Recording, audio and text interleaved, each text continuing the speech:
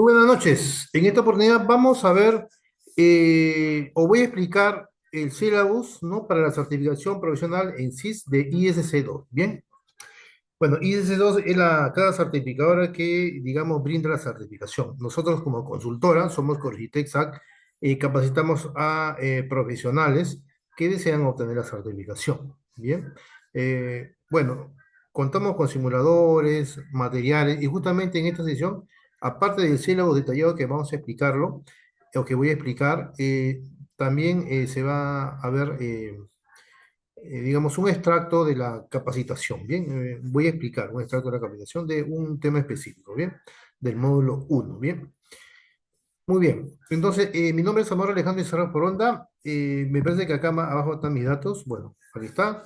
Trabajo para Coricitec SAC, ¿no? Que es la casa certificadora peruana, ¿no? Que, bueno, se fundó en el 2016. Bien. Bueno, y soy apoderado, ahí está mi WhatsApp, ahí está mi correo, a los que desean contactarme para la capacitación. Bien, le brindamos los materiales, los videos, los simuladores, bien, ¿no? Bien, para la certificación en sí. Bien, aquí lo importante también es, digamos, interactuar con el alumno. Bien, en nuestras sesiones nosotros interactuamos bastante con el alumno. Bien, hacemos preguntas, ¿no? Bien, contamos las experiencias, ¿no? En fin, pero las clases son interactivas. Muy bien, y además cada concepto teórico siempre lo relacionamos a un caso práctico o un ejemplo práctico, ¿bien? Para que, digamos, le quede más al alumno, ¿bien? Muy bien, entonces vamos a continuar. Muy bien, acá dice, ¿no? La certificación de CIS es una de las credenciales más reconocidas a nivel mundial en el campo de la información, otorgada por ISC2, que es la cada certificado, ¿bien? Valida el conocimiento profundo y la experiencia de un profesional, tanto en el diseño, en la implementación y en la gestión de un programa de ciberseguridad de primer nivel. Muy bien. Entonces, cómo viene el examen? El examen viene, digamos, conocimientos de 8 dominios. Viene casuísticas, ¿no? Eh, para poder resolverla, ¿bien? Hay que tener, digamos, cierta experiencia para resolver esa casuística, ¿bien? Muy bien, son 8 dominios, ¿no? Por ejemplo, el dominio uno, ¿no? De SIS, ¿no? El dominio uno de SIS, muy bien. Ya dice seguridad y gestión de riesgos, muy bien. Eso tiene un peso de 16%, muy bien. Muy bien. El dominio uno de la certificación SIP de SIS, perdón, que es Certificate Information System Security Professional, muy bien, es uno de los dominios más extensos y fundamentales, ya que sienta las bases para todo el programa de seguridad. Muy bien. ¿Qué cubre el dominio uno? Bueno, cubre diferentes temas, ¿no? Por ejemplo, cubre conceptos fundamentales de seguridad, la cual hoy día digamos, una sesión introductoria justo de ese tema. Muy bien, otro tema es gobierno de seguridad. Otro tema es la gestión de riesgo, ¿no? O risk management. Otro tema es el cumplimiento legal regulatorio, ¿no? Otro es ética profesional. Otro es continuar el negocio y planificación de recuperación ante desastres, ¿no? O comúnmente llamado BCP o DRP, ¿muy bien? Son varios temas, ¿muy bien? Hoy día vamos a tocar este tema, conceptos fundamentales de seguridad, pero va a estar asociado a casos prácticos, ¿muy bien? Vamos a ver diferentes casos prácticos. Muy bien, por ejemplo, en lo que respecta a conceptos fundamentales de seguridad, ahí se centra en los pilares de la seguridad de la información, la tríada CIA, ¿no? Confidencialidad, integridad y disponibilidad, y otros conceptos como la autenticidad y el no repudio. En el dominio uno también se ve el tema de gobierno de seguridad, o sea, se define cómo la seguridad se alinea con la estrategia y los objetivos de la organización, la cual incluye principios de gobierno, ¿no? Incluye políticas, estándares, procedimientos, guías. Otro tema que se ve aquí también en el dominio uno es la gestión de riesgos o risk management. Bueno, eso es, ¿qué es gestión de gobierno? Bueno, el proceso sistemático, ¿no? Para identificar, evaluar, tratar y monitorear los riesgos de seguridad, ¿no? Y esto incluye identificación y análisis de amenazas y vulnerabilidades, cálculo y respuesta a los riesgos, como aceptar, evitar, transferir, mitigar, etcétera, ¿no? Otro tema importante acá en el dominio uno también es el cumplimiento legal y regulatorio. Ahí hay que entender la ley, las regulaciones, los estándares, ¿no? Que afectan la seguridad de la información, como las regulaciones de privacidad, ¿no? El GDPR o el CCPA, por ejemplo, leyes de cibercrimen, hay que conocerlos, ¿no? Manipulación de datos transfronterizos, requerimientos de propiedad intelectual, licencias, etcétera. Otro tema interesante en el dominio uno también es el tema de ética profesional, o sea, la comprensión y cumplimiento y promoción del Código de Ética Profesional de ISC2, y los códigos de ética organizacionales. Otro tema que se ve acá en el dominio 1 también es la continuidad de negocio, ¿no? Y planificación de recuperación ante desastres. Bueno, acá se toca que, por ejemplo, ¿no? ¿Qué se ve aquí? Los fundamentos para garantizar que la organización pueda recuperarse, ¿no? De un desastre, una introducción y continuar operando, ¿muy bien? Muy bien, entonces, este dominio establece el por qué y el cómo y se aborda la seguridad desde una perspectiva de gestión y liderazgo dentro de la organización. Muy bien, muy bien. Ahora vamos a ver el otro dominio, el dominio 2, ¿no? El dominio 2 del SIS. Muy bien. El dominio 2 es seguridad de los activos, tiene un peso de 10%. Muy bien, o sea, el dominio 2 de la certificación es seguridad de activos, ¿no? Hace security, por decir así, ¿no? Y este dominio se centra en la protección de la información y los activos de la organización a lo largo de su ciclo de vida, ¿no? Desde su creación hasta su destrucción. Muy bien. Bueno, el quien habla es ISO, ¿no? Soy certificado Information Security Officer, ¿no? Tengo mi certificación y ahí se ven varios temas, o casi todos estos temas que están acá, pues, muy bien.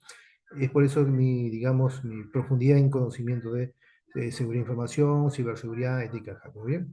Muy bien, entonces en este dominio, el dominio 2 tiene un peso de 10%. ¿Qué temas se ven acá?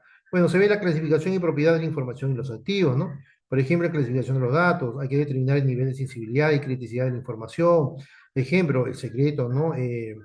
La confidencialidad, ¿no? Si es interno, si es público, etcétera, ¿no? La clasificación es crucial, ¿no? Para determinar las medidas de protección adecuadas. Después, ¿qué más se ve acá? Bueno, propiedad de los activos, el ownership, famoso ownership, ¿no? Definición de roles, claves relacionados con los datos. Hay que identificar los propietarios de la información o los data owners, que son los responsables finales de la protección de los activos y de su clasificación. Hay que identificar los custodios de la información, los data custodians, ¿no?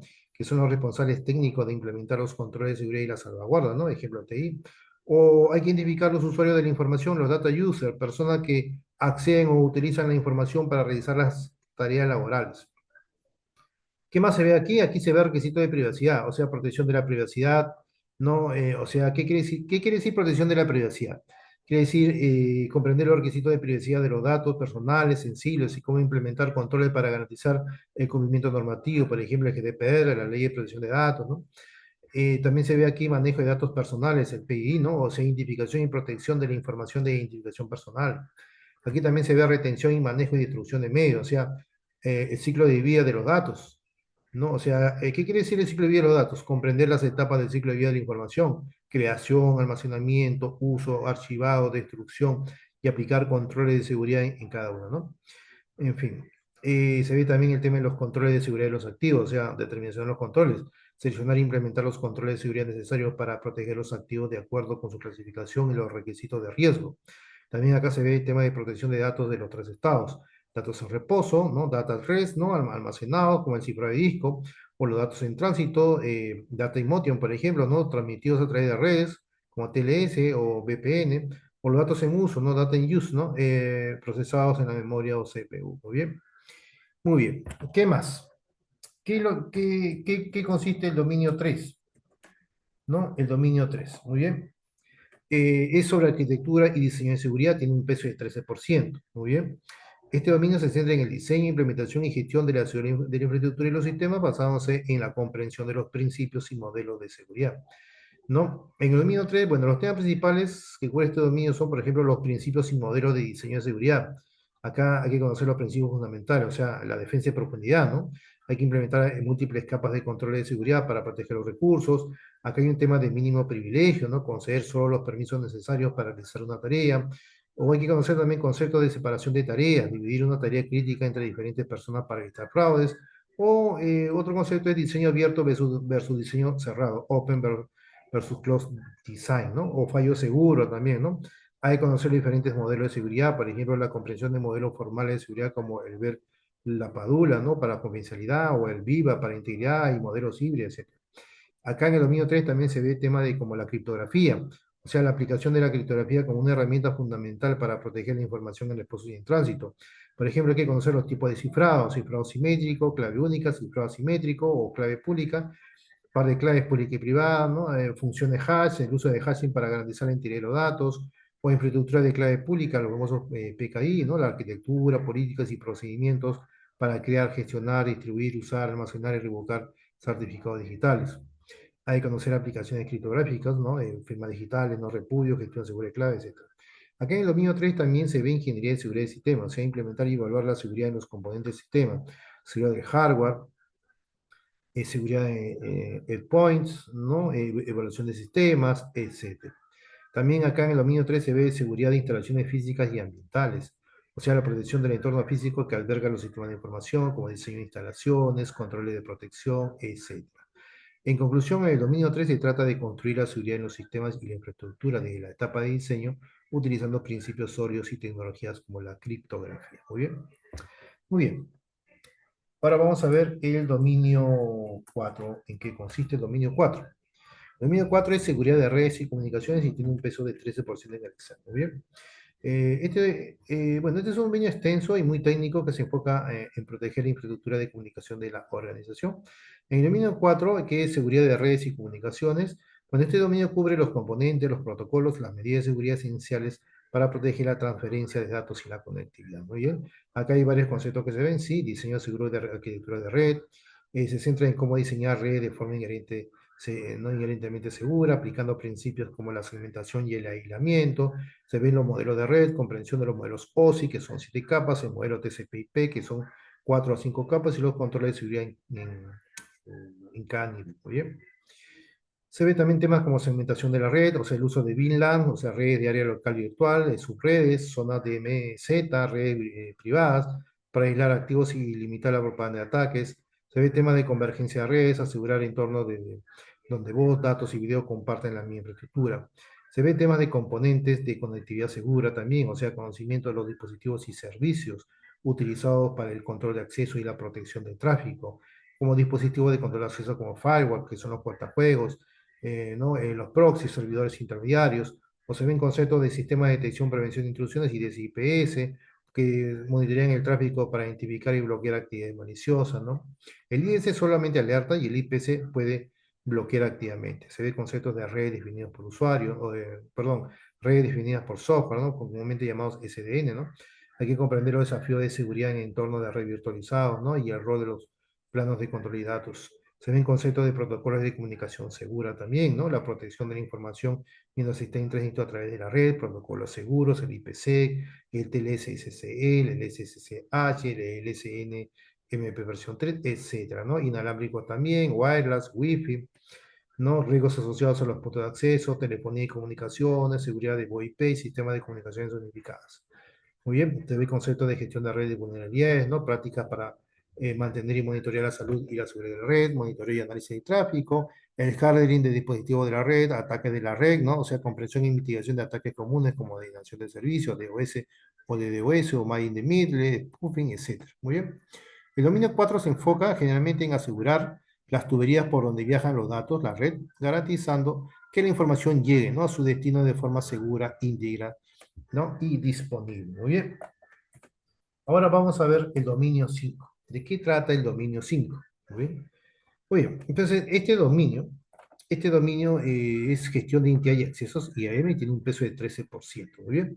Este dominio es crucial y ya que se centra, ¿no? En definir, gestionar y controlar la identidad digital de las entidades. O sea, ¿quiénes son las entidades? Los usuarios, los sistemas, las aplicaciones y el acceso que tienen a los recursos de la organización. Acá en este dominio hay diferentes temas, ¿no? En el dominio 5, por ejemplo, el control de acceso físico y lógico. Ahí hay que comprender la diferencia y la interconexión entre la seguridad física, o sea, cómo accedes al edificio y a la seguridad lógica, cómo accedes a los sistemas y los datos. Hay que conocer los controles físicos, los sistemas de acceso con tarjetas, ¿no? Las barreras, los torniquetes, las cerraduras, etcétera. Hay que conocer los controles lógicos, los sistemas y las tecnologías que regulan el acceso a la red, los sistemas operativos, base de datos y aplicaciones. Otro tema interesante acá en el dominio 5 es la identificación y autenticación. O sea, los mecanismos para verificar quién es el usuario y si realmente es quien dice ser. Identificación, si un usuario presenta una identidad, ¿no? Por ejemplo, el nombre del usuario. Autenticación, proceso de validar la identidad, ¿no? Y se basa en algo que sabemos, en algo que tenemos y en algo que somos, ¿no? Muy bien. Hay conceptos de autenticación multifactor MFA también, ¿no? Tema de autorización, modelos de control de acceso discrecional, control de acceso obligatorio, control de acceso basado en roles, control de acceso basado en atributos. En fin, hay diferentes temas, gestión centralizada de identidad y accesos, ¿no? En fin, provisionamiento y ciclo de vida también. El dominio 5 garantiza que solo las entidades correctas puedan acceder a los recursos correctos en el momento correcto, ¿muy bien? Y que ese acceso se gestione a lo largo de todo el ciclo de vida de la entidad, ¿muy bien? Muy bien. Ahora vamos a ver el dominio 6. ¿Qué conceptos se ven, ¿no? O qué temas se ven, ¿no? ¿Qué temas se ven acá? Porque es importante, etcétera, ¿muy bien? El dominio 6 es evaluación y prueba de seguridad, tiene un peso de 12%, y este dominio se centra en la verificación, en la validación y en la evaluación de la efectividad de los controles de seguridad implementados en una organización. En esencia, se trata de probar que la seguridad funciona como se espera. Muy bien. El dominio 6, ¿cuáles son los temas? El dominio 6, hay que recordar que es evaluación y prueba de seguridad. Tiene un peso de 12% el dominio 6. Bueno, ahí hay conceptos, ¿no? Por ejemplo, los conceptos de evaluación y pruebas, hay que conocer las estrategias de prueba de seguridad, la revisión de la documentación, la auditoría de seguridad, los tipos de auditoría, etcétera, ¿no? Hay que conocer las pruebas de vulnerabilidades, ¿no? Hay que conocer el escaneo, por ejemplo, entre las pruebas tenemos el escaneo de vulnerabilidades, análisis de seguridad de la red, identificación de debilidades de software, etcétera. Hay que conocer pruebas de penetración, ¿no? Penetration testing, tipos de pruebas, ¿no? La caja blanca, caja negra, caja gris, ¿no? Hay diferentes temas que se ven acá.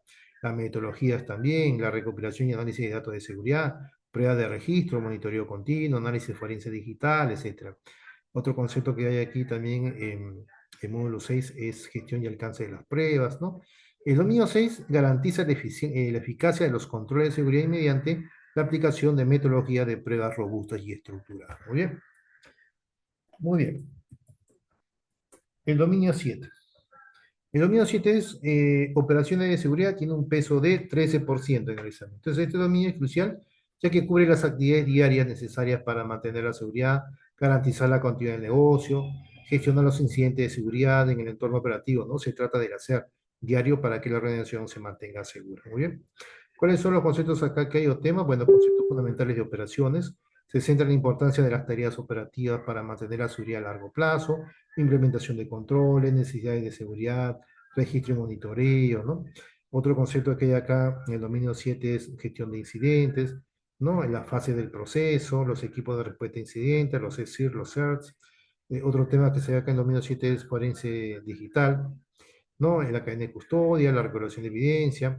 Otro tema en el dominio 7 es continuidad de negocio y recuperación ante desastre, ya más a detalle. O sea, el análisis del impacto del negocio del vía, los planes de respaldo backup, los sitios de recuperación, sitios calientes, sitios tibios, ¿no? Sitios fríos, etc. Gestión de parches y cambios también se ve aquí. En fin, el dominio 7 se enfoca en las acciones y procesos diarios que protegen a la organización, ¿no? Manteniendo la seguridad a través de la gestión de incidentes, la continuidad operativa y el mantenimiento rutinario. Muy bien. Muy bien, y por último vamos a revisar un poquito en qué consiste el dominio 8. Muy bien, ¿en qué consiste el dominio 8? Que es seguridad en el desarrollo del software y tiene un peso de 10%. Entonces, este dominio se enfoca en integrar, ¿no? La seguridad a lo largo de todo el ciclo de vida del desarrollo del software, comúnmente llamado SDLC, asegurando que las aplicaciones sean seguras, ¿no? Desde el diseño hasta la puesta en producción y el mantenimiento. Muy bien. ¿Qué temas se ven aquí? Bueno, se ven principios de seguridad en el SDLC, por ejemplo, los modelos de desarrollo, ¿no? Hay que comprender cómo aplicar controles en modelos tradicionales, en cascada y agile, como Agile, DevOps, etcétera. La seguridad por diseño también, o sea, el concepto de diseñar la seguridad desde el inicio, no añadirla como una ocurrencia tardía. Hay que conocer el tema de DevSecOps, o sea, incorporar las pruebas y herramientas de seguridad directamente en los pipelines de desarrollo e implementación, ¿no? Comúnmente llamados a ICD. Hay que entender y aplicar controles de seguridad en entorno de desarrollo, ¿no? Por ejemplo, se enfoca en la implementación de prácticas y ambientes seguros para los desarrolladores.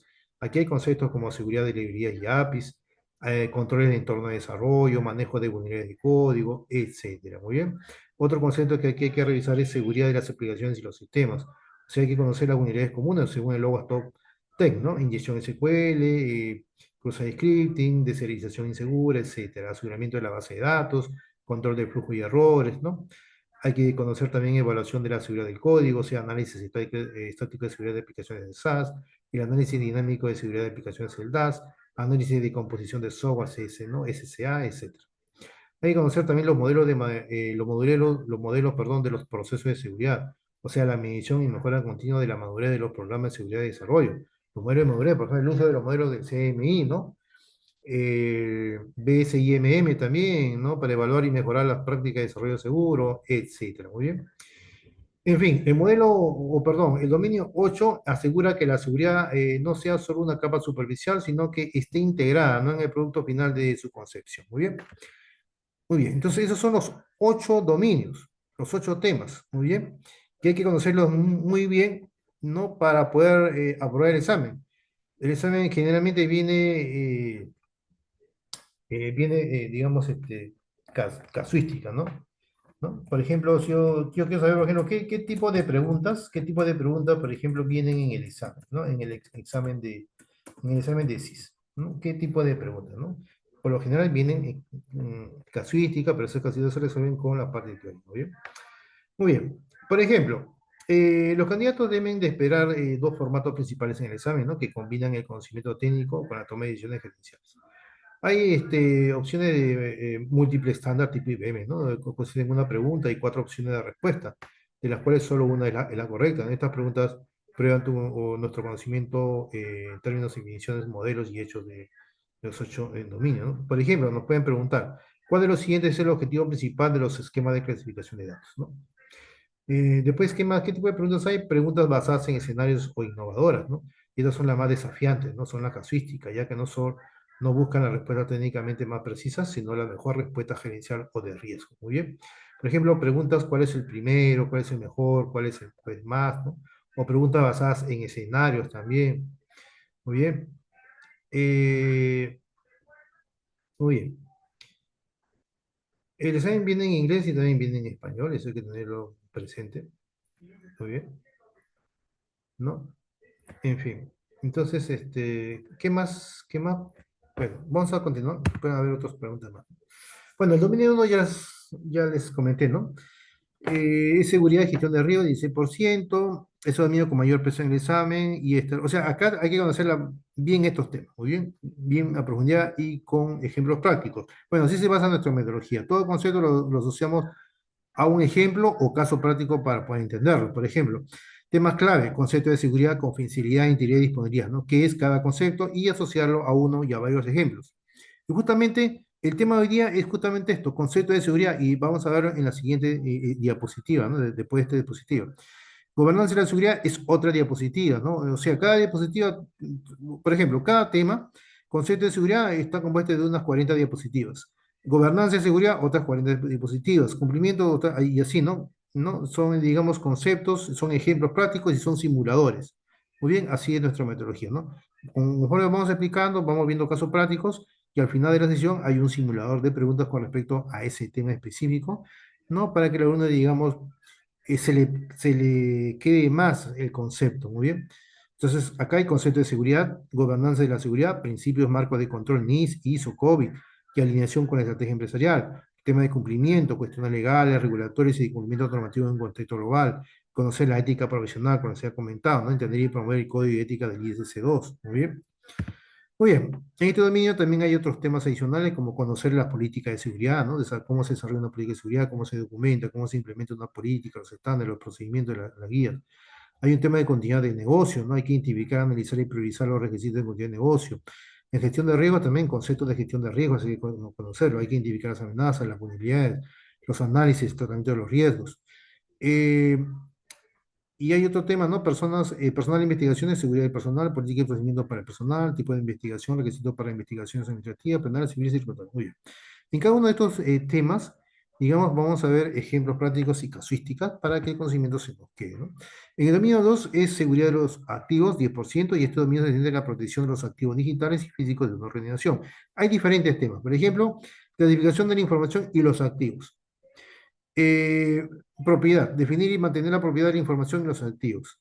Privacidad, protección de la privacidad, retención de datos, garantizar una retención de datos adecuada, control de seguridad de datos, determinación de los controles de seguridad de datos, manejo de activos, establecimiento de requisitos de manejo de activos y provisionamiento de los recursos, ¿no? Hay diferentes datos acá, diferentes conceptos. El dominio 3 y 4. El dominio 3 es arquitectura y redes, ¿no? O sea, el dominio 3, perdón, es arquitectura y diseño de seguridad, 13%. Abarca diferentes los principios de diseño y los modelos de seguridad para construir sistemas de arquitectura de seguridad. Ahí está, principio de diseño seguro, ese es un tema. Otro tema es modelo de seguridad. Otro tema es capacidad de los sistemas de información. Otro es vulnerabilidad de la arquitectura. otro es criptografía, ¿no? Se ven diferentes temas. El dominio 4 es seguridad de redes y comunicaciones, tiene un peso de 13%. Server arquitectura de la red segura, componentes de red seguros, canales de comunicación seguros, protocolo de red, ¿no? El dominio 5 es gestión de identidad y acceso, IAM, 13%. Hay temas de control de acceso fisiológico, identificación y autenticación, federación de identidades, ¿no? Ciclo de vida del acceso, servicios de autorización tercero, etcétera. Y el dominio 6, evaluación y prueba de seguridad, 12%. Y este dominio cubre diseño, realización y análisis de la prueba de seguridad. Se ve estrategia de evaluación y pruebas, ¿no? Recuperación de datos, análisis de reporte, auditorías, prueba de penetración y escaneo de vulnerabilidades, etcétera. Muy bien. El dominio 7 es operaciones de seguridad, tiene un peso de 13% y se centra en la aplicación de conceptos y la ejecución de tareas relacionadas con la protección y la defensa de la información. Muy bien, ahí está. ¿Cuáles son los temas? Gestión de vulnerabilidades y parcias, respuesta a incidentes, investigaciones, recuperación ante desastres, control de negocios, seguridad física, etcétera. Y el dominio 8, seguridad en el desarrollo del software, 10%. Este dominio ayuda a los profesionales a comprender, aplicar y hacer cumplir los principios de seguridad del software en todo el ciclo de vida del desarrollo. Se ve conceptos como ciclo de vida de desarrollo del software, control de seguridad del software, eficacia de la seguridad del software, directrices y estándares de codificación segura, entorno de desarrollo del software, etcétera. Muy bien. Aquí hay una nota, ¿no? Requisito de experiencia, es muy importante, que para obtener la certificación CIS, los candidatos deben tener un mínimo de 5 años de experiencia laboral acumulada a tiempo completo en 2 o más de los 8 dominios del esquema del examen CIS. Muy bien, muy bien. Muy bien, no, nosotros, digamos, capacitamos, como les había comentado, ahorita vamos a ver nuestro primer tema del primer dominio. Bien, porque el dominio uno tiene varios temas, el dominio 2 también diferentes temas y así, ¿no? Entonces, vamos a ver ¿no? Ese temita muy importante con respecto a la tríada, ¿no? De confidencialidad, integridad y disponibilidad. ¿Bien? Muy bien, entonces yo les invito a participar. Las ediciones son flexibles, generalmente estamos iniciando el 15 de noviembre. Los invito a llevar el curso, ¿no? El curso tiene una duración de unas 50 horas. Muy bien, la capacitación, nosotros, por ejemplo, tenemos un precio. El precio es de $800, pero por este mes de noviembre lo estamos dejando a $650. Bien, a solo $650. Más bien, aprovechen y pueden pagarlo en cuotas. En cuotas pueden pagarlo, en cuotas de $100, $50, así de poco en poco.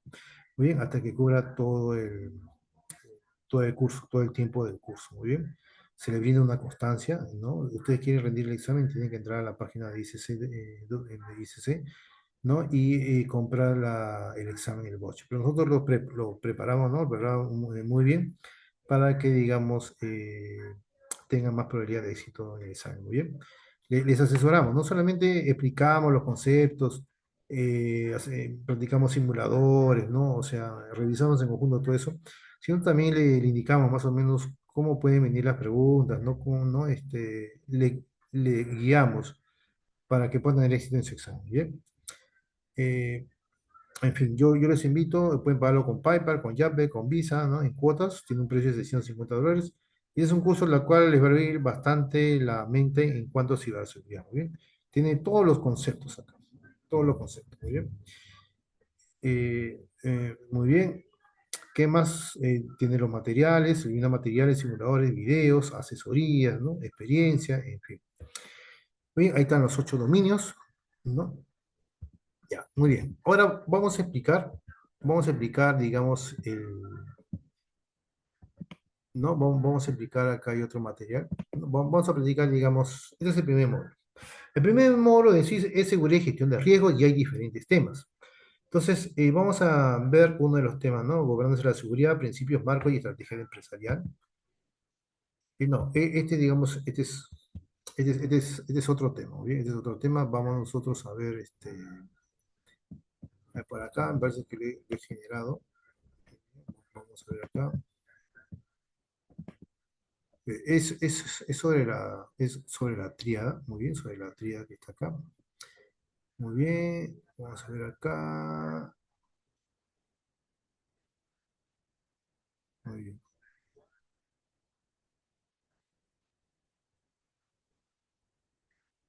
muy bien.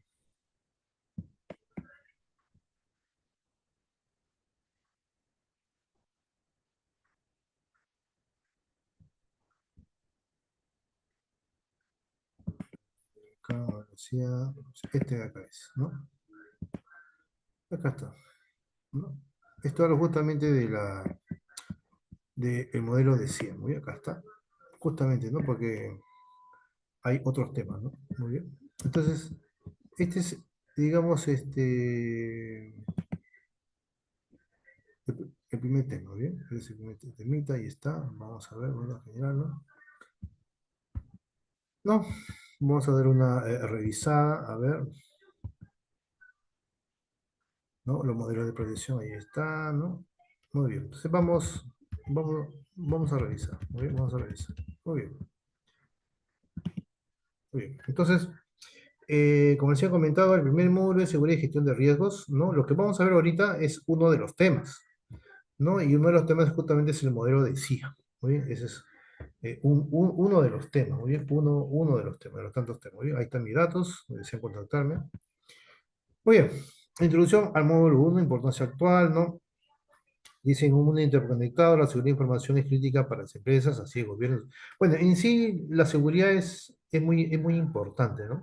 Por ejemplo, hoy en día las empresas cuentan con personal especializado en seguridad de información, en ciberseguridad, por ejemplo, en ciberforensis, en ethical hacking, ¿no? En auditorías internas, ¿no? En especialistas, por ejemplo, en SOC 2, ¿no? Etcétera, muy bien. Entonces, ¿eso qué quiere decir? Que las empresas están preocupadas por el tema de la seguridad, de proteger sus activos, ¿no? Ninguna empresa o no existe empresa en el mundo que quiere que lo hackeen o que violen su seguridad, ¿no? Entonces, todas las empresas, digamos, cuentan con un staff, digamos, altamente calificado o deben de contar con personal altamente calificado, ¿no? Y justamente esa calificación es en base a qué, en base a la experiencia, en base también a las certificaciones, ¿no? Y justamente ahí, digamos, la motivación, ¿no? Que el personal cuente con certificaciones de renombre, ¿no? En este caso el CIS, ¿no? El CISP que brinda ISS2, ¿bien? Eh, Muy bien, entonces es crítica, la seguridad de información es muy crítica, ¿no? Por ejemplo, hoy en día no solamente se necesita que esté implementado un SGCI, sino que realmente funcione ese SGCI, que los controles estén, digamos, que sean eficientes, que sean operativos en un buen periodo de tiempo, ¿no? Y ahí viene un concepto de SOC 2 tipo 2, ¿no? Hay un SOC 2 tipo 1 que mide la eficiencia en un instante de tiempo y el SOC 2 tipo 2 mide la eficiencia de los controles en un, digamos, tiempo, ¿no? Limitado, puede ser 6 meses a 12 meses, ¿no? ¿Bien? Nosotros también brindamos esa capacitación de SOC 2 tipo 2 o SOC 2 tipo 1 en SGCI también, y implementador o auditoría interna, ¿no? Y gestionamos las aplicaciones para personas y para empresas, si están interesados no pasa nada. ¿Muy bien? El modelo CIA, ahí está, la tríada con sinceridad, integridad y disponibilidad constituye la base fundamental de toda estrategia de seguridad, y así lo dice también la norma la 27001-2022, si han notado, ¿no? Ahí lo dice, ¿no? Y menciona también otros requisitos, ¿no? Otros, digamos, principios, ¿no? De seguridad, ¿no? Como el no repudio, ¿no? Etcétera. Vamos a ver ejemplos más adelante. ¿Cuál es el objetivo de este módulo? Comprender y aplicar y dominar los principios del CIA, ¿no? Lo primero, comprender viene el concepto. Aplicar a través de casos prácticos y dominar los principios es que yo conozco el concepto, conozco el caso práctico y puedo asociarlo a la realidad de mi negocio, a la realidad de una empresa donde hago consultoría. O sea que tengo esa facilidad de identificar, ¿no? ¿Cuál es una vulnerabilidad a la confidencialidad? ¿Cuál es una vulnerabilidad a la disponibilidad? ¿Una vulnerabilidad a la integridad? ¿Cuáles son los controles que necesito implementar para estando en una organización, por ejemplo, ¿no? Eso quiere decir, ¿no? Hay que dominar esos principios decía, para proteger los activos críticos de información en cualquier entorno, dice, en cualquier nicho, en cualquier negocio, en un entorno on-premise, un entorno en la nube o un entorno híbrido, ¿no? Etcétera. Muy bien. ¿Y qué es la seguridad de información? La seguridad de información es la práctica, dice, de proteger activos de información contra accesos no autorizados, alteraciones, destrucción o interrupciones. Su propósito es garantizar la continuidad del negocio, minimizar riesgos y cumplir con regulaciones. Así es. Por ejemplo, lo que toda empresa siempre busca es que el negocio continúe, ¿no? Que no tenga interrupciones. Por ejemplo, que no tenga interrupciones por falta de personal, que no tenga interrupciones porque los documentos están obsoletos o son muy burocráticos, ¿no? Que no tenga, digamos, paralizaciones por un tema también de seguridad, por un tema de calidad de proceso, en fin. Nosotros nos enfocamos acá al tema de seguridad de información, ¿no? Y si una amenaza externa o interna ataca, digamos, algún activo crítico de la organización, existe la probabilidad que el negocio se paralice. Entonces nosotros tenemos que garantizar la continuidad del negocio cuando nos contratan como consultores. Bien, pero ¿quién más debe de garantizar debe de garantizar la continuidad del negocio? Toda la organización. Hay un concepto de capacitación, de concientización, ¿no? Bien, nosotros también capacitamos y concientizamos al personal, nos pasan la voz si desea alguien alguna capacitación en continuidad de negocio, en ciberseguridad o ciberinformación, ¿no? Minimizar riesgos, ¿qué quiere decir? Que los riesgos no se pueden eliminar, pero hay que controlar. ¿Qué quiere decir eso? ¿Qué quiere decir minimizar riesgos? Bajar el valor del riesgo. Todo riesgo tiene un valor, ¿no? Un valor la cual es aceptable o sea, debe ser aceptable por la organización. Un riesgo bien alto que está por encima del umbral, ¿no? Del riesgo, por ejemplo, debe ser controlado. O sea, ¿y cómo lo controlo? Bajando su valor a través de controles, ¿no? Controles técnicos, controles administrativos, ¿no? Etcétera. ¿Muy bien? Y ahí viene un plan de gestión de riesgos, ¿no? O un programa de gestión de riesgos, etcétera. Muy bien. Cumplir con regulaciones legales, sí, porque hay que cumplir con el Reglamento General de Protección de Datos, o la Ley General de Protección de Datos, o la ley, ¿no? de ciberseguridad, ¿no? O la ley de ciberdelito, etcétera. Muy bien.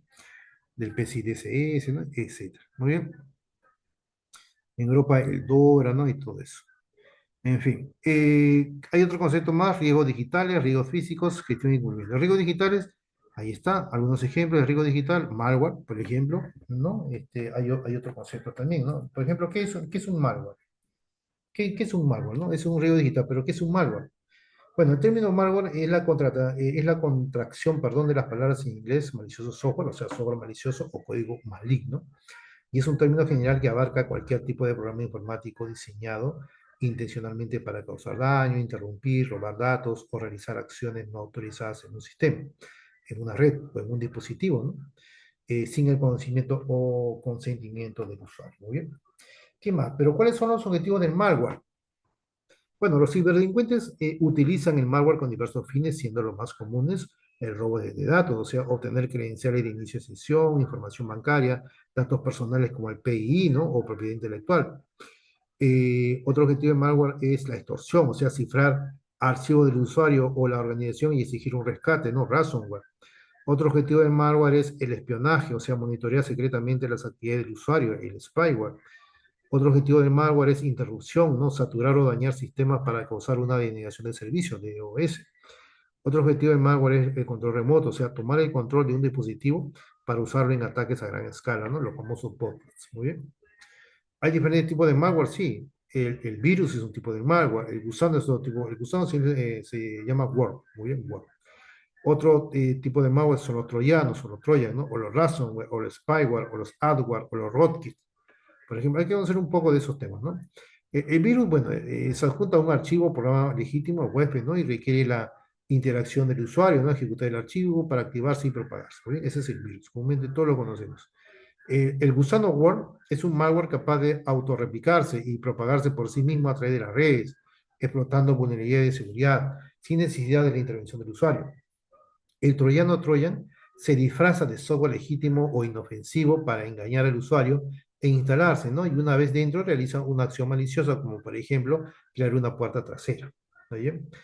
El ransomware, bueno, cifra los archivos del sistema o lo bloquea completamente, exigiendo un pago de rescate, ¿no? Generalmente criptomonedas para restaurar el acceso. Los spyware, por ejemplo, recopilan secretamente información, ¿no? Sobre las actividades del usuario, los hábitos de navegación, las pulsaciones de teclas, ¿no? Y la envía a un tercero. El adware muestra anuncios no deseados, a menudo en ventanas emergentes como los pop-up, ¿no? Muy conocidos, para generar ingresos, ¿no? Y puede ser intrusivo y ralentizar el sistema. Los rootkits son diseñados para obtener acceso a nivel de administrador o raíz y ocultar su presencia o, ¿no? o la de otros malware en el sistema, dificultando su detección. Muy bien. Muy bien. ¿Qué más podemos hablar de los malware? Bueno, ¿cuáles son las señales comunes de infección del malware? Bueno, el dispositivo, ¿no? La laptop o el dispositivo móvil o la computadora se vuelve lento o se congela con frecuencia, por ejemplo, ¿no? Es una señal común de infección de malware. Otra señal común de infección es la aparición de un gran número de anuncios emergentes o barras de herramientas no deseadas en el navegador. Otro, otro síntoma, otra señal común de infección son los programas o archivos que se abren, se abren o modifican automáticamente. Otra señal común de infección de los malware es el incremento inesperado en el uso de recursos del sistema o del plan de datos, ¿no? ¿Y cuáles son las medidas de prevención? Utilizar un software antivirus, anti-malware actualizado, mantener el sistema operativo y todas las aplicaciones actualizadas con los últimos parches de seguridad, no abrir archivos adjuntos ni hacer clic en enlaces de correos electrónicos sospechosos, phishing, ¿no? O solo descargar software de fuentes oficiales y de confianza, ser cauteloso con las ventanas emergentes que ofrecen advertencias alarmantes, ¿no? En fin, muy bien. Después hay otro concepto, phishing, ¿no? ¿Qué es el piercing? Hay otro concepto.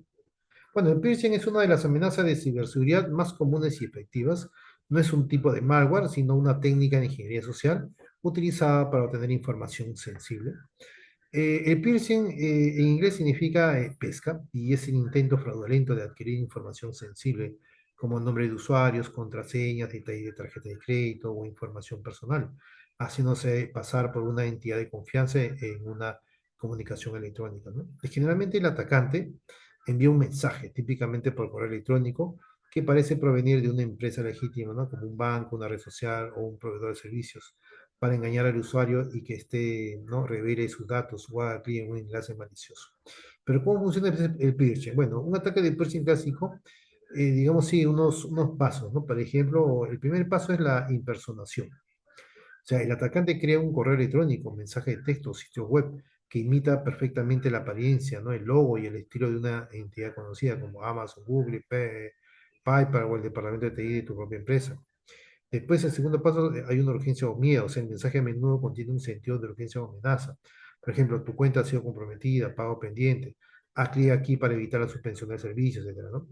El tercer paso es la llamada a la acción, ¿no? El mensaje pide al usuario que realice una acción específica como hacer clic en un enlace malicioso que lleva a un sitio web falso, o descargar un archivo adjunto que contiene malware como un troyano, o responder al correo con información confidencial. El cuarto paso es recolección de datos. O sea, si el usuario hace clic, es dirigido a una página de inicio de sesión falsa. Al introducir sus credenciales, estas son capturadas por el atacante. Muy bien. ¿Cuáles son los tipos de ataque de los phishing? Bueno, el phishing ha evolucionado para ser más dirigido y más sofisticado.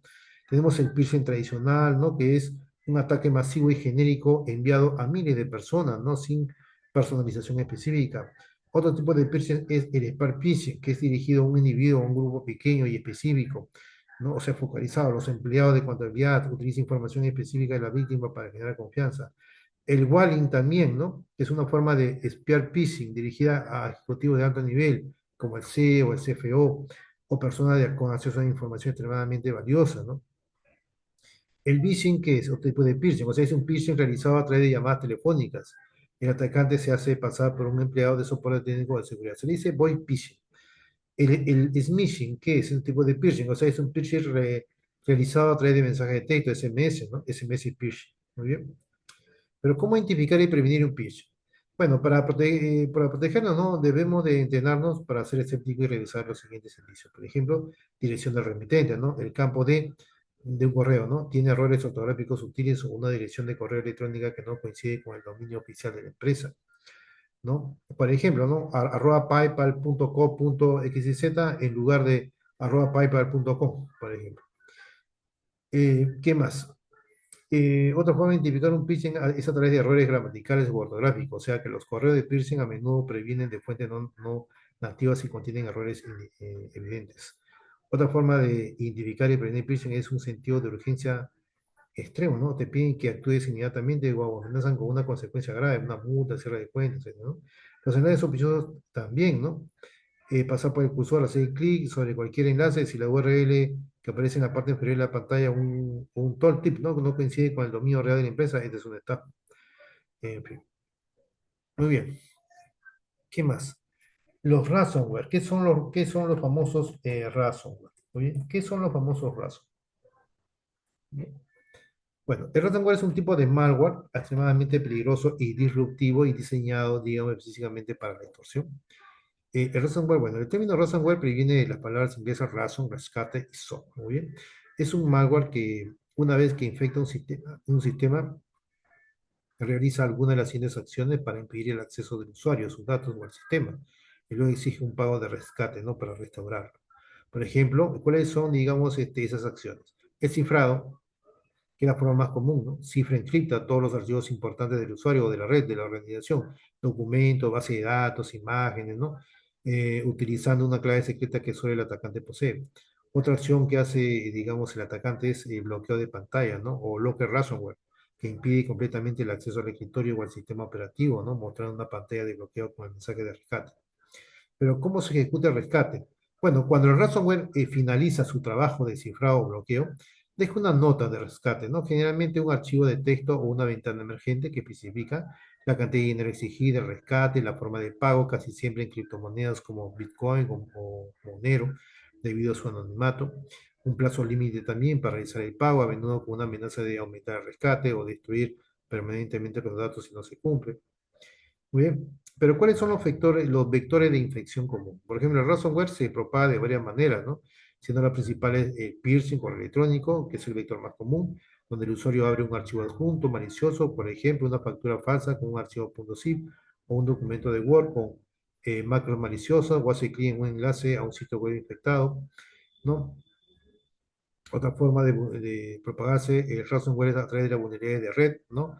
Explotación de puertos de escritorio remoto, RDP, ¿no? Mal configurados o vulnerabilidades conocidas en servicios de red para obtener acceso inicial, ¿no? A la red corporativa, o descarga maliciosa también, instalación de software pirata, crack o freeware de fuentes no confiables que vienen empaquetados con el ransomware. ¿Muy bien? Pero ¿cuáles son las medidas de defensa y protección? Bueno, la prevención es la única defensa confiable, ya que pagar el rescate nunca garantiza la recuperación de los datos. Por ejemplo, tenemos las copias de seguridad, los backup, ¿no? Tener copias de seguridad periódicas y probadas de todos los datos críticos almacenados de forma desconectada offline, ¿no? En un entorno aislado, ¿no? Y este es el control más importante, ¿muy bien? Actualizaciones y parches también, o sea, hay que mantener todo el sistema operativo, el navegador web y todas las aplicaciones con los últimos parches de seguridad para cerrar las vulnerabilidades conocidas, ¿muy bien? También acá hay otro concepto que es el de concientización, o sea, entrenamiento constante de sobre piercing y el riesgo de hacer clic en enlaces o abrir adjunto correos electrónicos desconocidos. Aquí también hay un concepto de mínimo privilegio, o sea, limitar los derechos de los usuarios y las aplicaciones para que si se infectan, el ransomware no pueda cifrar toda la red. Hay un concepto de seguridad en el endpoint, o sea, utilizar soluciones de antivirus, antimalware de última generación, EDR, Endpoint Detection and Response, que detecten comportamientos sospechosos de cifrado. Muy bien. Muy bien. Después hay otros conceptos acá, también ataques de ingeniería social, ¿no? Ataque de ingeniería social. ¿Qué son los ataques de ingeniería social? Eso es muy importante conocer. Muy bien. Bueno, a diferencia del malware, ¿no? La ingeniería social no ataca sistemas o software, sino que manipula psicológicamente a las personas para que realicen acciones que comprometan la seguridad, ¿no? Por ejemplo, divulgar información confidencial, otorgar acceso a instalar software, instalar malware, perdón. Pero ¿cómo funciona la ingeniería social? Bueno, estos ataques se basan en explorar, ¿no? En explotar, perdón, tendencias naturales del comportamiento humano. La confianza, por ejemplo, pretender ser alguien de autoridad o de confianza, ¿no? De tecnología de información, o un colega, o un proveedor, ¿no? Digamos, otra forma, digamos, de ataque, por ejemplo, ¿cuál podría ser el miedo, la urgencia, o sea, crear pánico, una necesidad de actuar de inmediato, ¿no? Su cuenta se será suspendida en 5 minutos. Otra es la codicia, la amabilidad, o sea, ofrecer una recompensa, ha ganado un premio o apelar a la buena voluntad, pedir ayuda con un paquete pesado, ¿no? Algo así. O la curiosidad también, engañar al usuario para que haga clic o abra un archivo por curiosidad. Muy bien. Digamos, esas son las formas como funciona una ingeniería social, a través de la confianza, a través del miedo a la urgencia, a través de la codicia y amabilidad, a través de la curiosidad. ¿Cuáles son los tipos comunes de ataque en ingeniería social? El peer, el phishing, pretexting, el vishing, el smishing, el baiting con cebo, tailgating también que es seguimiento, etcétera. Muy bien. Por ejemplo, eh, el piercing, ¿es un tipo de ataque de ingeniería social? Sí. Porque, ¿qué quiere decir el piercing? El uso de correos electrónicos, mensajes de texto, llamadas que se hacen pasar por una entidad legítima, banco, red social, para robo credencial. Por ejemplo, ¿no? Recibes un correo de tu banco pidiéndote verificar tu contraseña por una supuesta actividad inusual, por ejemplo, ¿no? El spear phishing es un ataque de piercing altamente dirigido, ¿no? Y personalizado contra un individuo o un grupo específico dentro de una organización. Un ejemplo, un atacante, por ejemplo, investiga a un gerente de ventas y le envía un correo personalizado que parece ser de SEO solicitando una lista de clientes. El pretexting se basa en crear una historia falsa, un pretexto, creíble para obtener información, a menudo a través de una llamada telefónica. Por ejemplo, un atacante llama al soporte técnico haciéndose pasar por un gerente que olvidó su contraseña y necesita una nueva con urgencia. El phishing es piercing realizado a través de llamada telefónica, ¿no? Voice phishing, ¿no? Y a menudo utiliza la suplantación de identidad del número spoofing. Ejemplo, recibes una llamada automática que dice ser de tu proveedor de servicio de Internet y te pide presionar 1 para resolver un problema de facturación capturando tu información. El phishing es un phishing realizado a través de mensaje de texto SMS o comúnmente llamado SMS phishing. Ejemplo, recibes un mensaje de texto de una empresa de paquetes que te pide hacer clic en un enlace para pagar una tarifa de envío. El baiting es el cebo, ¿no? Eso quiere decir ofrecer algo atractivo o un cebo para engañar a la víctima a instalar malware o revelar información a menudo físico. Por ejemplo, dejar una memoria USB etiquetada como salario 2025 en el estacionamiento. Ese es el cebo. Entonces la víctima lo conecta a su PC por curiosidad instalando un troyano. El tailgating, ¿no? El seguimiento. Eso quiere decir obtener acceso físico no autorizado, siguiendo a un empleado que tiene acceso, ¿no? Sin que éste lo note o pidiendo ayuda de forma cortés. Ejemplo, un atacante con las manos llenas se, ¿no? se para junto a una puerta de seguridad, ¿no? Y pide a un empleado que le abra por cortesía, evadiendo el control de acceso. Muy bien. Pero ¿cuáles son las estrategias para prevenir estos ataques en ingeniería social? Bueno, dado que no hay parte, no, la mejor defensa es la concientización y los procesos, ¿no? Por ejemplo, ¿no? Por ejemplo, los consejos. Por ejemplo, si recibes una solicitud urgente o inusual, especialmente de tipo financiero o de credenciales, verifica la fuente a través de un canal secundario, ¿no? Llama a la persona o envíale un nuevo correo electrónico, ¿no? Y no usar la función de responder. Eh, En fin, hay que desconfiar de la urgencia, de la curiosidad excesiva, las ofertas demasiado buenas para ser verdad. Las empresas legítimas rara vez solicitan datos sensibles por correo o texto. Si alguien llama diciendo ser de TI o un ejecutivo, pídele que te proporcione un número de extensión o que te envíe la solicitud a través del canal oficial de la empresa. Nunca permitas el tailgating, ¿no? Si alguien no tiene una tarjeta de acceso, debe seguir el procedimiento normal para entrar. Esto le posibilidad mantener las puertas cerradas. ¿Muy bien? Hay que participar en programas de simulación de phishing y entrenamiento periódico de seguridad. Muy bien. Muy bien.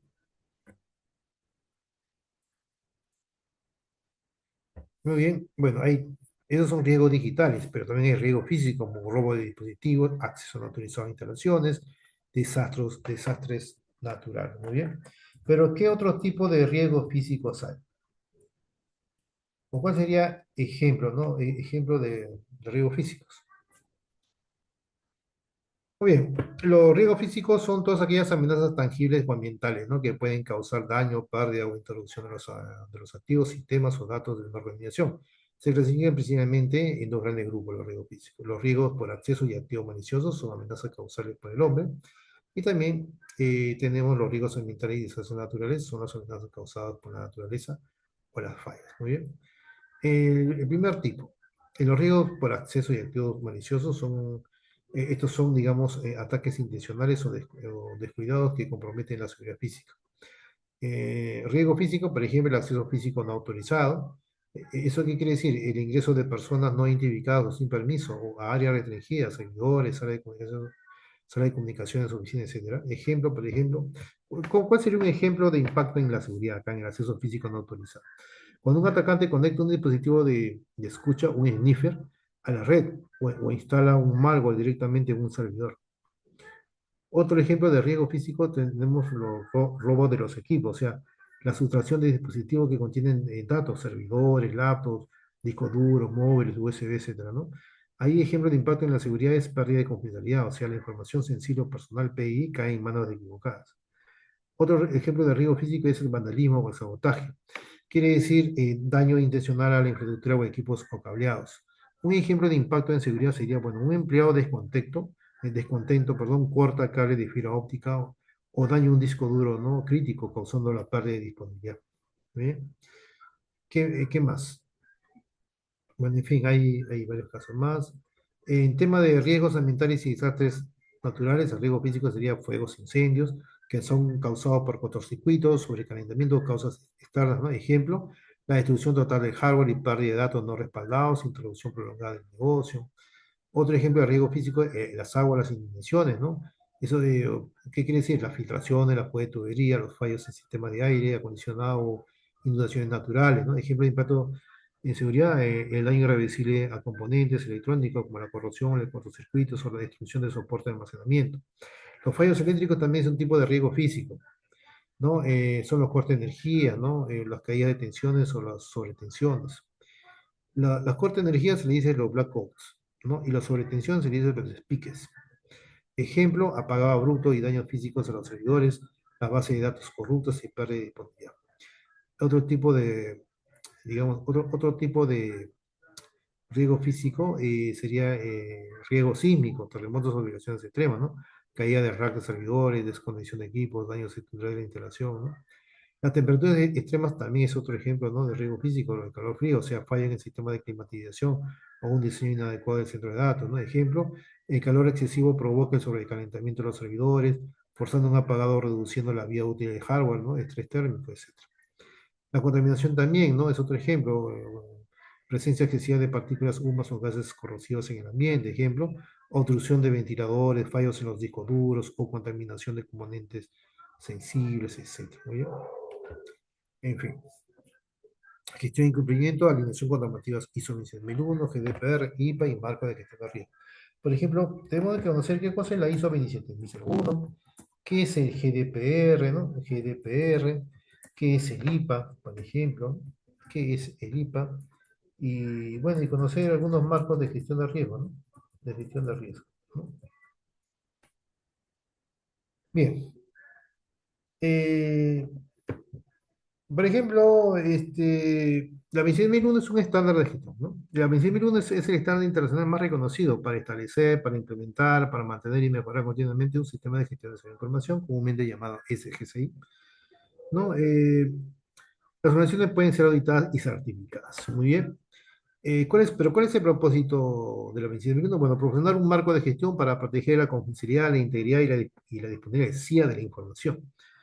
Tu enfoque es en riesgo. O sea, para identificar los controles necesito yo realizar la gestión de riesgo. Muy bien, muy bien.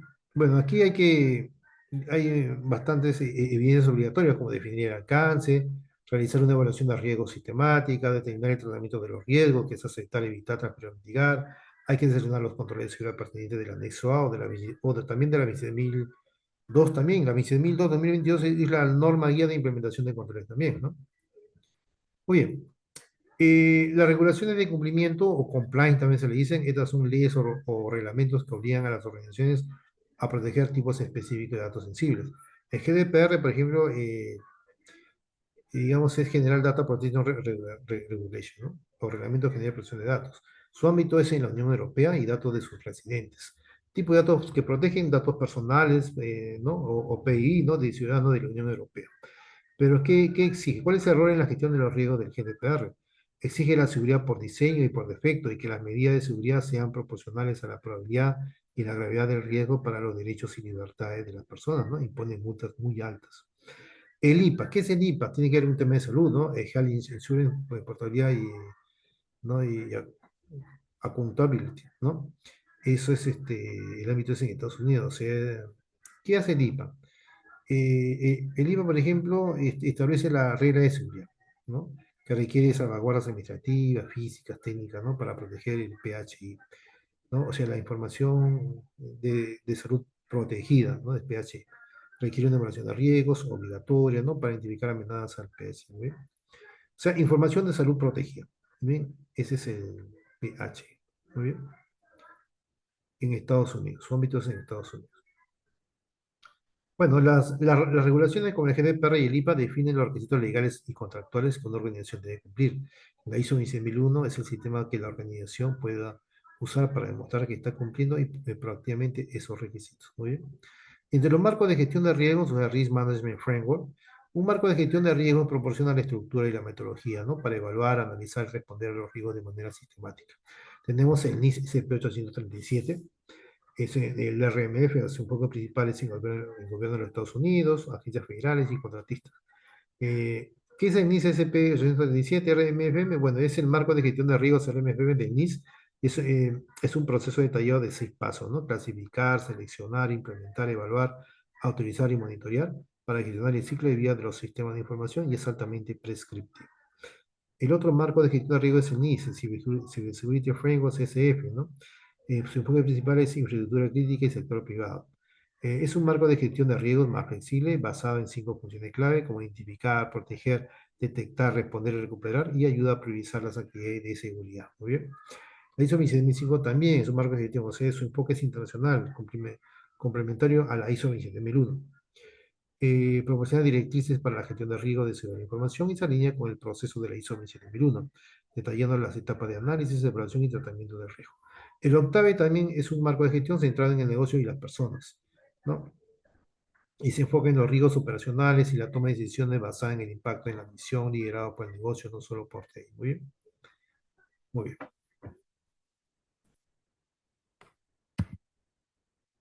La tríada, visión general, ¿no? Ahí tenemos los conceptos, ¿no? Los conceptos de la tríada, ¿no? Eh, Tenemos el concepto de confidencialidad, que es la confidencialidad, que es la integridad, ¿no? Y que es la disponibilidad, ¿no? Bien. Muy bien. Y hay un pequeño ejemplo, ¿no? Bueno, los principios de la confidencialidad, integridad y disponibilidad CIA constituyen la tríada CIA, ¿no? Que es el modelo de seguridad de la información más fundamental y se estudia a fondo, ¿no? Bueno, lo estamos estudiando en este domingo. Muy bien. Eh, por ejemplo, ¿qué cosa es la confidencialidad? Acá dice, protege información sensible del acceso no autorizado mediante controles de acceso y cifrado. ¿Qué quiere decir eso? O también hay otra definición, ¿no? Por ejemplo, ¿no? La confidencialidad asegura que la información solo sea accesible por aquellas personas, entidades o procesos que tienen la autorización para ver, ¿no? Es decir, protege la información de la divulgación no autorizada. ¿Cuáles serían los controles? Por ejemplo, ¿no? Un control clave para la confidencialidad es el cifrado. Muy bien. ¿Cómo se logra? Cifrar datos en reposo, ejemplo, discos duros y en tránsito, ejemplo, HTTPS, VPN. ¿Cuál sería un ejemplo? Bueno, un atacante intercepta paquete de red, pero el contenido es ilegable sin la clave. Muy bien. Hay un tema de confidencialidad. Control de acceso. ¿Cómo se logra? Bueno, el uso de autenticación robusta, MFA, ¿no? Permiso y el principio de mínimo privilegio. Ejemplo de riesgo abordado. Bueno, un empleado solo puede acceder a los archivos de su departamento, impidiendo que vea los archivos de recursos humanos. Muy bien, muy bien. ¿Qué más? Otro control sería clasificación de los datos, ¿no? ¿Cómo se logra etiquetar la información por su sensibilidad? Público, interno, secreto, ¿no? Para asegurar la protección adecuada. Ejemplo, riesgo guardado, bueno, prevenir que un correo electrónico con información secreta sea enviado a un destinatario externo para error. Muy bien. Y la integridad, bueno, la integridad garantiza que la información sea precisa, completa y no haya sido alterada, ¿no? De manera no autorizada. Asegura que los datos sean confiables durante su almacenamiento y transmisión. Muy bien. Ejemplo, ¿qué control necesitamos acá? Funciones hash. Funciones hash, ¿cómo se logra? Bueno, aplicar un algoritmo de hash, por ejemplo, el SHA-256, ¿no? Al archivo antes y después de la transmisión. Si el valor hash cambia, los datos fueron modificados. Ejemplo de riesgo. A ver, un ciberdelincuente manipula un archivo binario. El sistema detecta que el hash no coincide y rechaza la instalación. Firmas digitales. ¿Cómo se logra? Bueno, el uso de criptografía asimétrica para verificar la identidad del remitente y la integridad del mensaje. Ejemplo, bueno, un cliente recibe un contrato firmado digitalmente, asegurando que nadie ha modificado la cláusula después de que fue firmado por la empresa. Muy bien, otro control acá es el control de versiones, o sea, usar sistemas que rastrean y registran todos los cambios en los datos o documentos. Ejemplo, un error humano modifica un registro crítico en la base de datos. El sistema permite revertir el estado anterior verificado. Muy bien. Y la disponibilidad, ¿no? Asegura que los sistemas, recursos y datos sean accesibles y utilizables por los usuarios autorizados, ¿no? Cuando y donde lo necesiten, muy bien. Controles, un control cuál sería el respaldo y recuperación backups. ¿Cómo se logra realizar copias de seguridad periódicas, ¿no? Y probar el plan de recuperación ante desastre, DRP? Ejemplo, bueno, un servidor falla, ¿no? Por un error de hardware. Los datos y los servicios pueden restaurarse en una nueva máquina usando el backup. Otro control es la redundancia y tolerancia a fallos. ¿Cómo se logra? Bueno, usar sistemas redundantes, ¿no? Clustering, failover y fuente de la alimentación interrumpida UPS, ¿no? Ejemplo de riesgo, bueno, un servidor se cae, otro servidor idéntico toma el control automáticamente, alta disponibilidad, manteniendo el servicio activo. Otro control es la protección contra DDoS, ¿no? ¿Cómo se logra? Implementar medidas de mitigación para absorber ataques de negación de servicio distribuido, ¿no? Ejemplo, un ataque intenta saturar el ancho de banda, ¿no? El servicio de protección filtra el tráfico malicioso, manteniendo el acceso a los usuarios legítimos. ¿Bien? Y acá hay otro ejemplo, ¿no? Tu contraseña protege la confidencialidad, las firmas digitales garantizan la integridad de las transacciones y los servidores redundantes aseguran la disponibilidad 24/7. Muy bien. Muy bien, o sea, contar con servidores redundantes, por ejemplo, para el tema de la disponibilidad, ¿no? Eso también lo dice el anexo A de la 27001 y la norma guía 27002-2022. Bien. Las firmas digitales garantizan la integridad, sí, eso es verdad, ¿no? Muy bien. Bueno, comisaría, ¿no? La comisaría garantiza que la información solo sea accesible a personas, sistemas o procesos autorizados, dice, ¿no? Es el primer pilar de la seguridad y protege contra divulgación no autorizada de datos. Y acá hay, digamos, controles, ¿no? O métodos de protección. Es cifrado, ¿no? Por ejemplo, técnica de cifrado, acá tenemos el AES, tenemos el RCA, ¿no? Qué es el AES y RCA? Dice para proteger datos de reposo sin tránsito, pero ¿qué cosas son? Bueno, el AES y el RCA son dos de los algoritmos de cifrado más importantes y utilizados en la criptografía moderna, ¿no? Bien, por ejemplo, por ejemplo, AES. ¿Qué es el AES? No, es un estándar de encriptación avanzado, por decir así, ¿no? Y el RCA, ¿no? Es otro, digamos, ¿no? Otro algoritmo de descifrado, muy bien. Por ejemplo, el AES es simétrico, muy bien. Está asociado a la clave secreta. Y el RCA es asimétrico, ¿no? Ahí se necesitan un par de claves, pública y privada, muy bien. Muy bien. ¿No? Hay que entenderlo, ¿bien? ¿Qué más?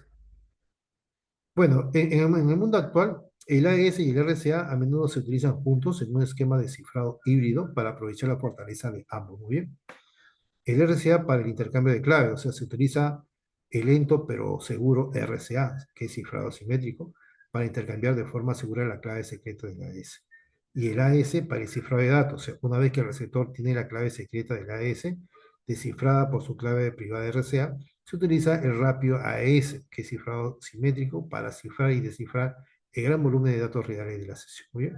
Entonces, este sistema híbrido es la base de protocolos de comunicación segura como el SSL, el TLS, ¿no? Que protegen las conexiones HTTPS de los navegadores web. Muy bien.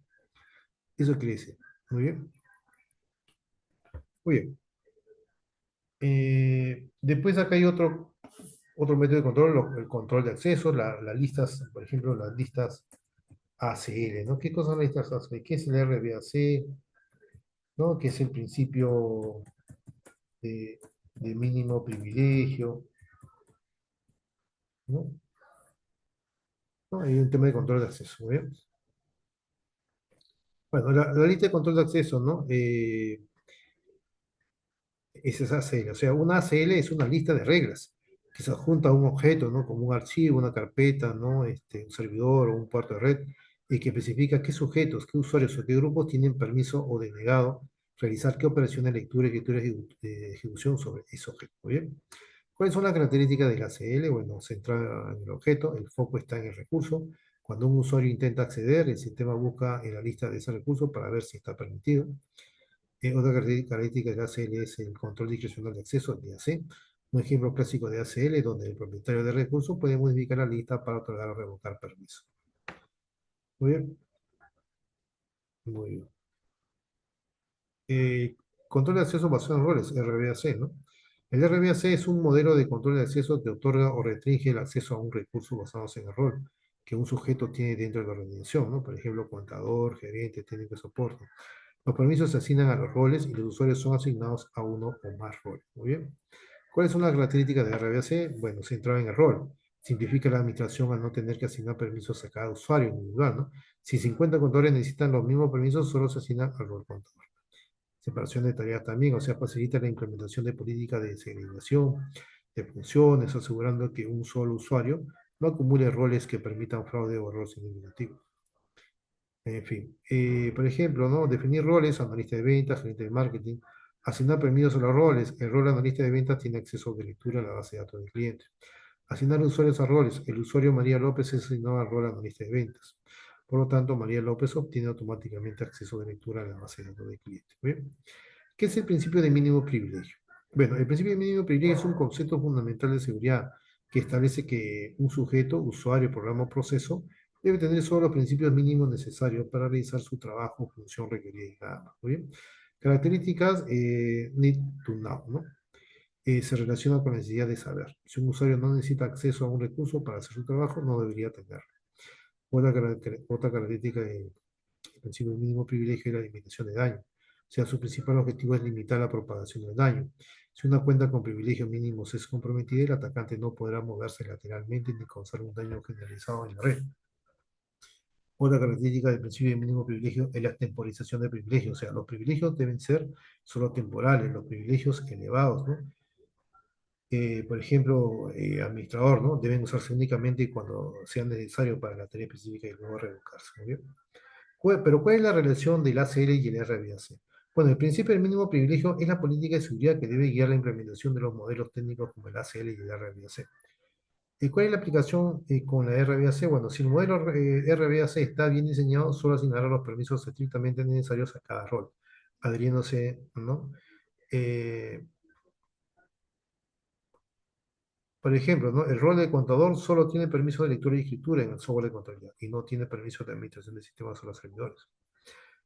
¿Cuál es la aplicación con ACL? Bueno, un ACL correctamente configurado solo incluirá las entradas permitir que sean esenciales, ¿no? Para el funcionamiento de un proceso, minimizando la superficie de ataque. ¿Bien? Y hay un tema de autenticación, ¿no? Contraseñas robustas, pero hay un término muy importante, MFA, ¿no? Biometría también, ¿no? Son temas muy, muy importantes. Por ejemplo, MFA es autenticación multifactor. Muy bien, la autenticación multifactor MFA es un método de control de acceso que exige a un usuario presentar dos o más factores de autenticación independientes y diferentes de una lista de categorías para poder acceder a un recurso. El objetivo de MFA es añadir capas de seguridad. Si un factor es comprometido, ejemplo, una contraseña robada, el atacante aún necesita acceder al segundo factor para obtener acceso. Eh, los tres factores clásicos de autenticación. Los factores se agrupan en tres categorías y la MFA requiere al menos uno de cada categoría diferente. Por ejemplo, algo que sabemos, información secreta que solo el usuario conoce, por ejemplo, contraseña, PIN, respuesta a una pregunta de seguridad, ¿no? Algo que tenemos, un ítem físico digital que está en posesión del usuario, ejemplo, token de hardware, código de un generador OTP, ¿no? Google Authenticator, o código enviado por SMS, por electrónico, tarjeta inteligente o algo que somos, ¿no? Una característica física o de comportamiento única del usuario. Ejemplo, huella dactilar, escaneo de retina, iris, reconocimiento facial, patrón de voz, patrón de teclado, biometría, etc.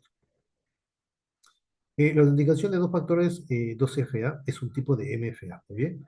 Pero la clave es que siempre debes usar dos factores de diferente categoría. Usar dos contraseñas o un PIN o una pregunta secreta no es MFA, porque ambos son algo que sabes, ¿muy bien? O sea, hay que combinar, ¿no? Si nosotros queremos, digamos, hacer que nuestra contraseña sea, digamos, bien complicada. Bien, por ejemplo, ¿no? Algo que sabemos, algo que tenemos y algo que somos, ¿no? Muy bien.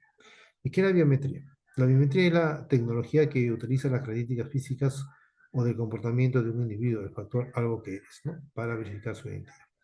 ¿Cuáles son los componentes y tipos? Bueno, el uso de la biometría en seguridad física implica tres pasos: inscripción, detección y comparación. Bien, la tipo de biometría sería la fisiología, ¿no? Física. Características sería únicas para el cuerpo humano, ¿no? Ejemplo, la huella dactilar, el escáner de iris, retina, rodamiento facial, ¿no? Otro tipo de biometría es del comportamiento, o sea, patrones únicos de comportamiento. Ejemplo, patrón de teclado, análisis de voz, firma manuscrita, etc. ¿Bien? Muy bien, pero ¿cuál es la relación entre MFA y biometría? Bueno, la biometría es un factor de autenticación. La biometría por sí sola, ejemplo, solo tu huella digital, es un método de autenticación de un factor.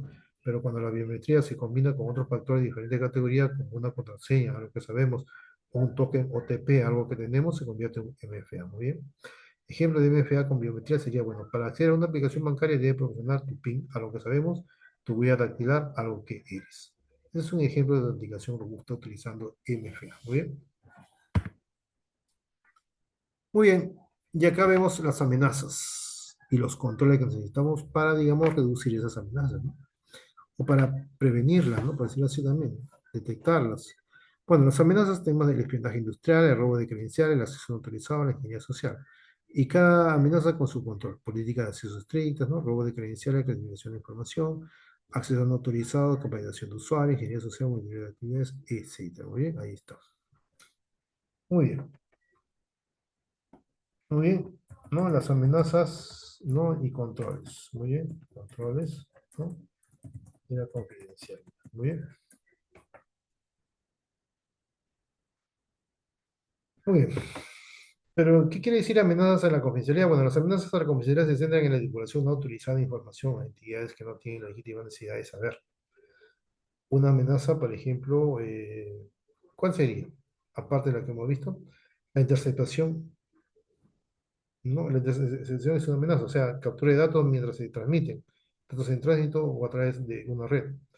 ¿Cuál es el impacto en la confidencialidad? Bueno, de esa amenaza, bueno, que un atacante usa un sniffer, ¿no? Para capturar credenciales o tráfico de red no cifrado. Otra amenaza es el acceso no autorizado, que ahí está, ¿no? Un usuario o proceso accede a información sin los permisos adecuados, incluye acceso físico o lógico. Impacto en la confidencialidad, bueno, que un atacante explota una vulnerabilidad en un servidor para leer archivos fuera de su directorio autorizado. Otra amenaza es el robo de los medios o robo de credenciales de dispositivos. Exclusión acá sería sustracción física de dispositivos de almacenamiento, discos duros, laptops, cintas de backup, etcétera. ¿Cuál es el impacto en la confidencialidad? Bueno, pérdida de datos sensibles, ¿no? Si el dispositivo no estaba cifrado, no datos a reposo. La ingeniería social también, ahí está. O sea, es manipulación de una persona para que divulgue intencionalmente o accidentalmente información confidencial, phishing, ¿no? Por ejemplo, un empleado es engañado y envía una lista de clientes a un atacante que se hace pasar por un colega. Muy bien, en fin. La divulgación accidental también es un tipo de amenaza, o sea, errores humanos como enviar un correo electrónico con información sensible al destinatario incorrecto, ¿no? Ejemplo, el documento de planificación estratégica se envía accidentalmente a una lista de distribución externa, etc. Muy bien, en fin. ¿Y cuáles serían los controles de confidencialidad? Bueno, los controles para proteger la confidencialidad se enfocan en restringir y proteger los datos, ¿no? Independientemente de si están en reposo, en tránsito o en uso. Un control sería el cifrado, ¿no? El uso de algoritmos criptográficos como el AES y el AES y el RC que hemos visto anteriormente para hacer los datos incomprensibles sin la clave, ¿no? Aplicación sería proteger los datos en tránsito o utilizando TLS, VPN y el reposo, cifrado de disco completo. Eh, Otro control para confidencialidad sería el control de acceso lógico, o sea, implementación de sistemas de gestión de acceso IAM y modelos RBAC, ACL. Aplicación, bueno, asegurar que se aplique el principio de mínimo privilegio y la necesidad de saber. Otro control técnico es la autenticación fuerte, MFA, ¿no? Una descripción es exigir múltiples factores para la autenticación. Y la aplicación es prevenir el acceso no autorizado, incluso si las contraseñas han sido robadas. ¿Muy bien? En fin, muy bien. Muy bien. Hay diferentes tipos de controles. Clasificación de datos, política de privacidad, distribución segura, ¿no?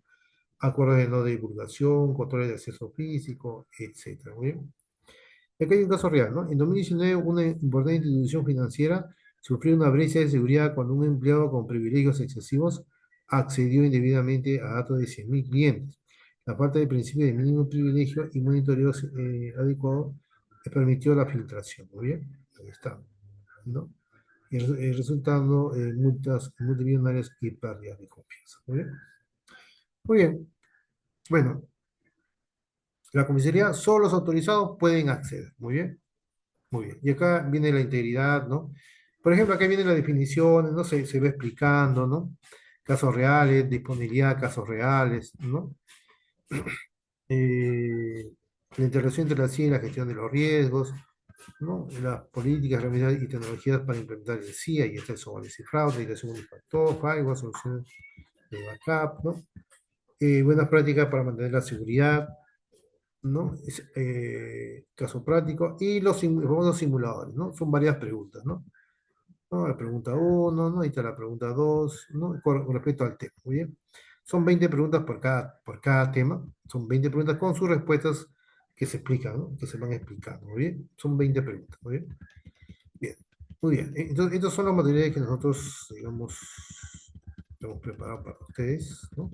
Bueno, sí, sí, yo les invito a participar del curso. Muy bien, este es un curso bien interesante, ¿no? Vamos a interactuar. Yo menciono algún caso de confidencialidad, por ejemplo, y usted me menciona otro caso. Yo le menciono un caso de integridad, usted menciona otro caso. Yo le menciono un caso de disponibilidad, usted menciona otro caso. Les explico los conceptos, ¿no? Al final de aplicar todos los conceptos, yo les hago preguntas, qué es el mínimo privilegio, qué es el MFA, por ejemplo, ¿no? ¿Qué es piercing, ¿no? ¿Qué es ransomware? Y así, ¿no? De todos los conceptos que hemos visto, al final yo les pregunto, ¿no? Y bueno, el alumno responde, ¿no? Responde, pues. Y algún caso práctico, algún ejemplo también, vemos bastantes ejemplos en cada, como hemos visto hoy día, ¿no? En fin, muy bien. Las ediciones son bien interactivas, se eliminan los materiales, ¿no? Hay, digamos, son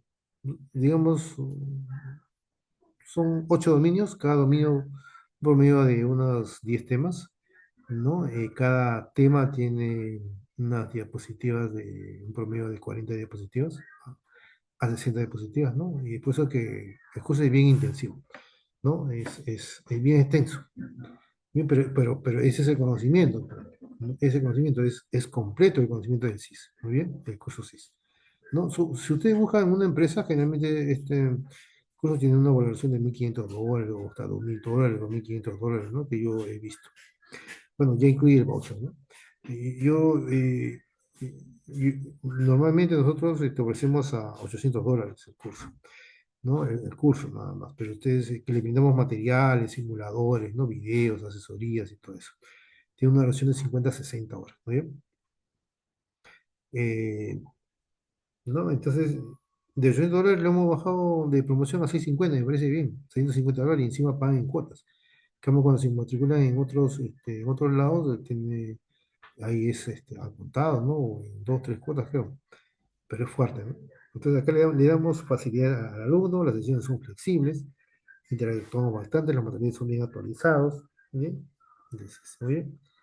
Muy bien, espero que haya sido de su interés y muchísimas gracias por participar en este pequeño webinar.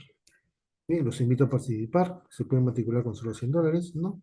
Y tienen acceso a todos los materiales, ¿no? Asesoría, muy bien, y poco a poco van pagando, ¿bien? Al final le brinda un certificado, una constancia de participación del curso, ¿no? Y si desean el examen, pueden hacerlo comprando entran al link de ICC2, ¿no? Y ahí salen, ¿no? Los precios para cada país, ¿no? Ahí salen, muy bien. Bueno, muchísimas gracias y nos vemos en un próximo videito. Muy buenas noches.